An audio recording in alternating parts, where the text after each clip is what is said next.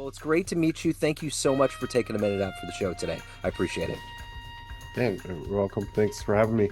Yeah, you bet. So let's begin our journey with the question that I always begin with, and it's the COVID question. 6 years ago, this thing was completely rearranging all of us. How did you get through that era, and how has it refined the way that you work and live today?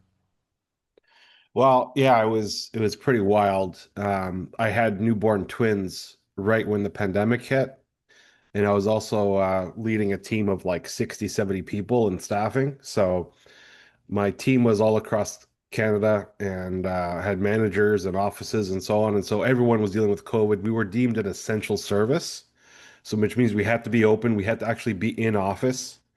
So everyone was having like it was like being a therapist at work half the time. But then I also had the newborns and the difficulty of no childcare available because all the childcare centers also closed. It was a mess. I was doing conference calls with the twins on my knees, and everybody on my team to this day still knows the twins and asks me how they're doing because they literally saw them grow up for 2, 3 years. They were, working from home half the time or working in office half the time and figuring all that out. So yeah, it was a wild. I mean, I definitely like the remote work aspect, and I continue to this day to do remote work as with all my businesses that I've worked at or now with our business, it's remote. So I think it helped in that way. But the social isolation and all that, that was really tough for a lot of people. And, my daughter was at the time, how many years since COVID? 6 years ago? She was like 9 years old. So like not having friends around and being able to socialize was tough. My mom was also high risk at the time with her health, so I didn't see her for ages because we didn't want to get her sick. So it was pretty brutal all around. Yeah, it certainly was. I think it was the kids that took the brunt end of all of this because Oh yeah. we had some mileage on our odometer, but for them, they didn't have any of this experience. Like for all of us at our age, like we never even thought a pandemic would happen. I mean, who would have ever thought? I mean, that's stuff that you see in movies, you know. Well, this first movie I put on was Outbreak by Dustin Hoffman, and I was like, oh my God, That I hope it's monkey. not like Ebola. And actually, right now we're having Ebola come out, I so knock on know. wood, we don't get that I here know. because Ebola was scary in that movie with a little, bleeding out of their eyes and stuff. Yeah, that's Yeah. right. Yeah, well, there was a movie during the pandemic that my wife put on. It was kind of a B grade movie, but it was about a pandemic and all of the stuff that was happening, and it was true. There was one side that got fed one thing, another side that got fed another. There was kind of this separation, and everything that was happening at the time was totally a part of it. And it was just like I remember seeing facsimiles of those throughout my life, but I was like, I mean, even before this happened, I told my wife, I said, "There's no way that this can shut down the capitalistic machine of the world. It just the powers that be, they just can't do it." And of course, we know what the story was. So it was weird. So let's get into the work that you're doing. There's different titles, there's different things, lots going on. So I'm going to put you in front of 13-year-olds at career day. And kids always get the truth out of us. One of the kids in the room wants to know what you do for a living. How do you synthesize your day job to make sense to their brains? Well, right now, I mean, the simplest way for, if I was explaining to kids, I would say, I help executives, people in leadership positions find their next career move, and I do that by working with the companies. The companies pay us and we help place them in the jobs, right? So as simple as possible, a matchmaker for jobs. So there's so many people out there doing this right now, helping Hmm. executives, helping business leaders, helping companies, and I don't remember any of this. I got into corporate America in my 20s, and this would have been in the late 90s, and I don't ever remember this architecture of consultancy and things that are happening. What happened? How did we get to this point? Did CEOs and business leaders and executives finally slow down and say, we're doing too much and we're not seeing the big plan in front of us and we need to do something about it? I think there's always been recruiters. I think always in business. I mean, I think it's happened more so, let's say the last 50 years where it's become more corporatized and office space and like the white collar employment has grown, Yeah. right, with the age of the computer. So I think it's only a natural evolution of that where there's people matching them up with jobs there's different levels of recruiting, right? So there's staffing for temporary jobs, there's permanent placements for executive jobs. Like there's a lot of different models for this. And what we do right now is on the executive side, so people that are C-level, and helping them find roles. So um, I think it's a needed service. It's just like, real estate sellers, right? Sure. Like you're always going to have that. They came out with all these new things a few years ago, like you can list your own property on like Purple Bricks and some other websites. You can list your own property, but as most people have found, selling your home or placing an executive is a very difficult process. It involves people on both sides of the transaction. And whenever you have people on both sides of the transaction, where you have like a buyer and a seller, but you have to negotiate between the two, you always need a human intermediary because you're dealing with personalities, you're dealing with egos, you're dealing with all sorts of people, and it needs someone to sort of mediate that whole transaction, right? So Yeah, I that think makes it's sense. something that's here to stay for sure, at Yeah, least on the exec level.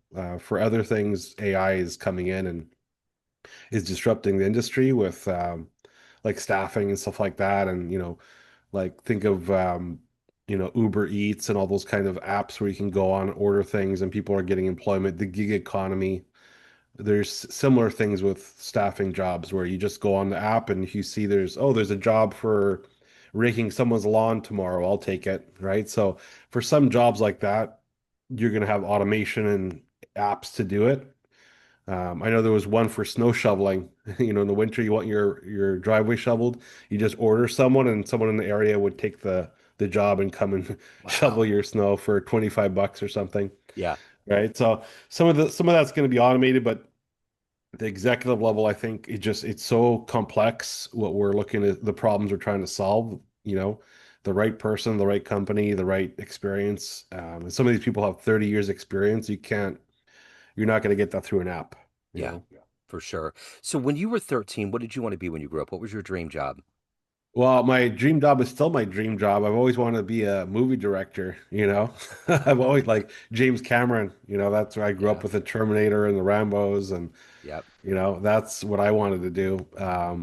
You know, but being where I lived, I didn't live in Hollywood or anything, so I didn't have access to any of that stuff. And only the last 10, 20 years, I think Canada's become like a movie superpower. Vancouver, Montreal, like there's a yeah, lot of filming being done because it's cheaper here, right? To yeah, hire Canadians and so on. So, but yeah, that's what I would. Although now with I may be able to make a movie yep, eventually, absolutely. right? Yeah, With the AI video and just like create your ideas and so on. So we'll see. But yeah, that was my dream growing up. I love cinema to this day. I love watching movies. So yeah. it's been a big thing for I've traveled a lot to big cities around the world and or especially in the United States. And my wife is always like, "What city is that?" when we're watching a show. And I'm like, "I don't know." And then I look it up and it's Vancouver. It's always Vancouver. And yeah, I have a jazz radio show and there's people that I interview that are a lot of them from there and it's beautiful. They say it's just kind of this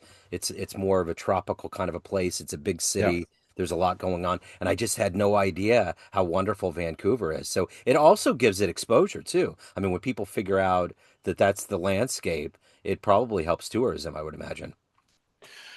Yeah, I'm sure it does. I mean, except for downtown Vancouver, where there's a pretty bad drug problem and homeless problem, and but yeah, it's like any major city. It's like LA, a Yeah, lot of people, nice weather, beach access, and so on. You got mountains, like it's beautiful. I've been there several times. My friend got married there a couple of years ago, so we spent a lot of time there. It's nice. I yeah, mean, if I could afford to live there, I would. yeah. Housing, you wouldn't believe the housing costs, like Wow, single homes for several $1 million. It's wild. that's Yeah, crazy. depending on where you are, but yeah, it's the rents too are like everyone's got a roommate there. No one lives on their own. That's Yeah. wild. Think of New York, but like New York prices, Yeah. but the wages are like, not even half of what New York pays. Wow. So, That's no good. yeah. That'll be stacked against you. So let me ask you this. Take me back to your childhood. What were the foundational elements, the seeds that were planted that have become who you are as a professional, finding your voice, helping people in the field? How did this happen? I'm not really sure. I mean, I kind of fell into recruiting, you know. I think for me, it was just a skill set I developed, um, having that kind of hustle mentality. I got into staffing at first, right? So I was in marketing and we were doing experiential like sampling and so on. You know, those demos and things you have at all the grocery stores and liquor stores and so on. So I was starting in marketing and I had to have a team of 300 people that I was managing. And I would have to constantly recruit every week. I'd have to go to the centers and pick up new people because the drop off is crazy in that industry. Like Yeah, they don't pay the greatest and people don't take it that serious. So you have to keep recruiting to get a really core group of good demo people. And so I was recruiting as part of the job. And then when I got picked up by a staffing company, they're like, hey, it's basically the same thing, except we're doing construction and labor. I'm like, okay. So I tried it out and I had an affinity for it, did really well, won awards every year and was growing my branches and so on. And basically built a career in staffing. And then I got into executive recruiting. So it was like, it's out of necessity almost like you learn something out of necessity to help you with your job, and then that becomes your career, you know. And I think I've always liked helping people. So the social work aspect of it, of giving people opportunities that I enjoy, I think that's why I've stayed in the recruitment business, you know? So that's probably what it is. And dealing with people and so on, like pretty good at managing conflict and things like that and dealing with people that, you know, are difficult. I mean, we had all sorts of drunks come in with the labor. When we were doing labor jobs and construction, we had all sorts of crazies. It yeah, was all bunch of characters, right? yeah. People coming in right after shift with like a 2 for beers. They'd already drank half of them looking for their check. I mean, it was wild in that kind of industry, you know, in staffing. Yeah, A lot of that's why. transient people and Sure. oh yeah. Yeah, you So learn real quick. So, who's been your inspiration? Who's been your heroic force in your life that's allowed you to navigate to this point? I mean, I think my parents definitely were a good influence in terms of building certain, let's say, the moral center that I've had, you know, like learning resilience, tenacity, you know, those are things I definitely still follow today in terms of like my day to day, you know, in terms of how I conduct myself, right? Grew up in a traditional household. Both my parents were together till my dad passed when I was young, and so you know they were pretty solid in terms of like you know say the moral center that they created with me, and also it was like an old school mentality. Like my dad was born in the 30s, so you know he had that Hemingway type attitude of like just work hard, study, work hard, get ahead, like the meritocracy kind of idea that he instilled in me, right?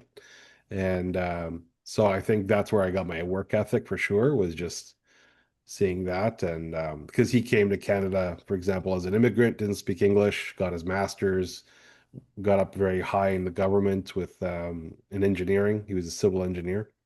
So that sort of was the model, right, for that hard work aspect and so on. So yeah, that's kind of Yeah. it's also seeing, you know, my brother also was very successful, like Rhodes Scholar and so on. Like he went off to like the Canadian version of MIT was Waterloo University, was a very prestigious engineering university. So seeing him excel and do well, you know, was a good inspiration in terms of like, oh, you got to keep up with your brother.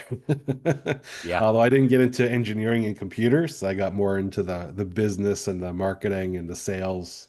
That was more my side, you know. So You know, it's interesting. I saw a documentary clip the other day on Michael Jordan, and they were asking him about why he was so competitive. And he said, I had older brothers and sisters that were all taller and better than me. I had to fight hard. And I think about that when people get to their, like what you're saying, like there's a part of it by your familial osmosis that makes you try a little bit harder because you would have just thought Michael Jordan was born to be a champion, just the way he carries himself and what he did. But it came from being picked on and watching everybody around him succeed. And he was like, no, I'm going to be the guy, you know? So it's interesting for sure. yeah, definitely I'd say there's definitely a theme to that from like in school I was definitely the odd kid, let's say, and I was bullied when I was young and so on. So there's definitely a chip on your shoulder a little bit about like having something to prove for Yeah. sure. I Yeah. think anyone that's successful has a bit of a chip on their shoulder with that because, that drive of wanting to be the best and working hard and, like that's not everyone has that. Yeah. So you've been around C-suite executive, that world for a while. So you've seen how a lot of these people roll. You probably have a better insight into how leadership and leading well happens. If you could meet one executive, one CEO, one brilliant business mind in the world, sit down, have a lunch, talk to them, that might help you on your journey, who would you love to hang out with? Well, there's a whole bunch of like, the general characters out there in Silicon Valley and stuff that I'd love to talk to. But it's hard to say who like the number one person I'd like to talk to. I mean, I'd say one of these Fortune 10 companies, CEOs and so on. Um, a lot of times too, though, like you meet your heroes, you're greatly disappointed. Yeah, A lot of these people, you know, it's a lot of luck, and a lot of times you find, it's like they're successful not because they're superstars, but they had the right connections growing up. They went to the right schools, you know. Now, some of them have these great, like a Steve Jobs, for example. These guys are brilliant. They have some crazy ideas. Those are the disruptors. There's only a few of those people. Like Elon Musk would probably be another one like that. That just has these great grand ideas that they want to try to execute. But, for some of them, I don't think they would have been as successful they were if they didn't have their family connections, their pedigree, their name, their family money, the right school, and the Ivy League school education and so on. Like so, as much as it is like, oh, they're, top of the company and so on, there's other people that I'd say that are more impressive sometimes, but you don't hear about these people, yeah, the people that invent the things, but then sell off their idea. There's a lot of these smart people out there. So, um, I try to reach out and talk to a lot of executives. I'll talk to a lot of C-level people that are growing companies and building companies and so on. And there's definitely a theme in terms of like having that sort of the belief in themselves, that drive that they have. There's definitely certain attributes you can see across people like that. But I've stopped trying to, wanting to meet all my heroes. Although I'd probably say I want to meet Arnold while he's still alive yeah, because I grew up with Arnold's movies and yep, he got me into lifting weights and all that. So, yeah. he's still one of my guys. Yeah, for sure. Well, and all of those things that you talked about with people getting grandfathered in, thus we have defined the problem with this American presidency and the problems that we're all facing worldwide. That's exactly what happens, So that's what you got to be careful about. And I think those are templates that any form of government around the world needs to make a note of to not have it happen again. So, Well, I'm definitely an advocate for having more, let's say, equality in the world, meaning that like you have you know we like for the example the creation of America. You guys created America because you wanted to get away from kings and queens running the show. yeah, But now we have kings and queens. They're just heads of companies. yeah, When you have like people like Musk and Zuckerberg and so on, and not to say that people shouldn't be wealthy, but when they're extremely wealthy to the point that even the Rockefellers, remember when in the Depression and so on, yeah, like the Rockefellers, how rich they were. I think the Rockefeller had like a few percentage of the whole GDP of the uh-huh, US. That's how uh-huh, rich he was, the yeah, family. Now Musk is even higher as a percentage of sure, GDP, how much money he has. He'll be the first trillionaire soon. yeah, To me, I don't think we should have trillionaires in this world because the amount of power they have, the amount of money they have, it's obscene. yeah, We I shouldn't agree. allow that. I So agree. even though, yes, I want people to be millionaires and rich and well off, and like I own a business, I want to be a millionaire, right? But there's a limit where you're like, okay, you're a little too much. You have Yep, too much, yep, and I'm not sure how you curtail that, how you deal with it without state control and so on, but there's got to be a way to make things a little bit more fair where, if you have $1 trillion, well, maybe you can cure poverty in the US, because you probably could do it on your own, Hmm. right? Yeah. So I think that's where it's just the fairness aspect of like, no one deserves to be Scrooge McDuck, Yeah. swimming through gold coins. Like, it's obscene, you Yeah. know? I agree. So I totally that's agree. my problem. Not really the everything else, but that to me is the biggest issue I think we're facing now, where it's gotten too much. Yeah. I totally So, agree. you know, Yeah. So let me ask you this. If you had a dream tonight, ran into that 18-year-old version of you ready to go out into the world and change things, and yeah, you walked in at your age and there was a film projector and you clicked play and there was a 60-second highlight reel of the life you've lived, would that young version of you believe your life turned out this way?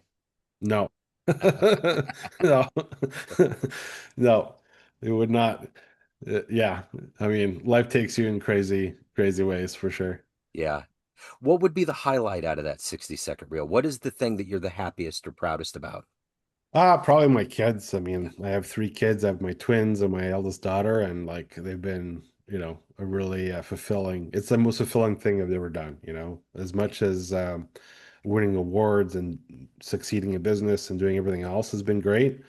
That's been the most fulfilling thing. Like, and that's why I encourage everybody to have kids because like you don't want to miss out on that. It's the most fulfilling thing you'll ever do, and you'll learn so much from doing it too. Yeah. Grow as a person, right? So. Yeah. Yeah, that's been the best thing ever. Yeah. I totally get it. So let me ask you this. Everyone has a perception of you, family, friends, clients, everyone around you, but you Mhm. run the show. What's your perception of you? Who do you think you are? Like in what respect? So like in general, like when you go into different circles of life, like you're seen as a parent, you're seen as a business leader, you're seen as a family guy, you're seen as somebody that you might run into at the grocery store that's seen you many times. But in general, you're the driving force behind all of the persona you put out into the world. What is your idea of who you think you are and what you're putting out into the world?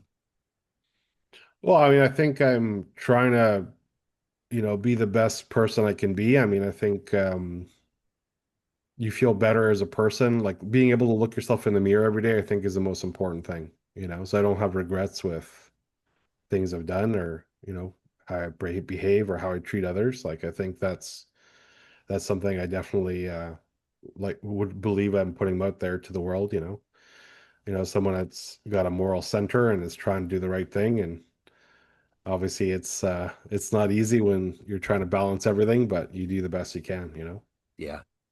So if anybody wants to hire you, they have questions, they want to reach out, any of the good business, where do they go?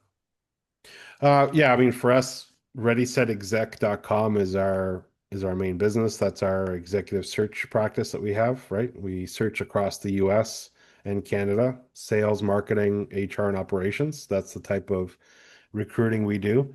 And we also help build teams for those people as well. So building a sales team, marketing team, and so on. You check us out at readysetexec.com. We also have a podcast we release every Friday. It's an extension of our business, but it's talking to C-level people every week. So you get to learn something new, leadership insights, and so on. And then if you're a job seeker, like once a month, we do an event for job seekers. It's free. It's a live stream on LinkedIn Live, and it basically helps job seekers with their resumes and finding a job and giving them skills and tips and so on. So that's sort of ways to connect with us for sure. Okay, I will put these links in the show notes. John, great to connect. Thank you, sir. Thank you for your story. Thank you for taking a minute. Best of luck with everything. Yeah, thanks for having me.